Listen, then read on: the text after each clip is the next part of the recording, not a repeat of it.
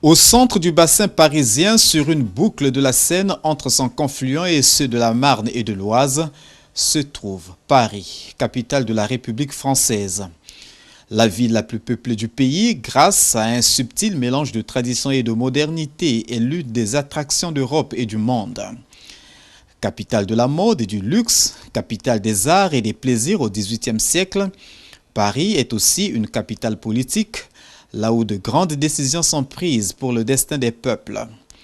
C'est en surfant donc sur cette piste que le président français François Hollande, lors de la célébration des 50 ans de l'Union africaine, ancienne organisation de l'unité africaine, conviait les dirigeants d'Afrique à Paris en France à un sommet sur la paix et la sécurité en Afrique. La rencontre ne manque pas de sens. De nombreux foyers de tension entravent la perspective de développement et d'épanouissement des peuples, que rien pourtant ne devrait contraindre à l'impasse et au désespoir. Le golfe de Guinée est devenu le champ d'expression des pirates en mer. Certaines zones d'Afrique sont devenues le retranchement des forces du mal. Même loin de leur continent, les Africains de France espèrent sur l'issue de ce sommet. Déjà une très bonne nouvelle que le président François Hollande les invite pour parler un peu de ce qui se passe en Afrique. Parce que là, l'Afrique a quand même un gros problème. Et ça fait un moment que ça dure, donc on aimerait bien que ça se termine, tout simplement. Donc pour moi, c'est une très bonne chose. Et puis l'initiative du chef de l'État n'est pas mal.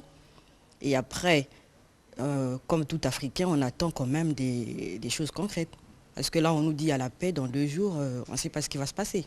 J'attends que effectivement les protagonistes se rassemblent autour de la table et que rapidement on converge vers des solutions au niveau surtout de la sous-région, parce qu'on sait qu'on a un pays limitrophe qui est un petit peu en déliquescence et que ça nous inquiète un petit peu, hein. Les populations du nord du pays sont relativement inquiets et on espère que effectivement, le président donnera de sa poigne pour trouver des solutions à cette situation.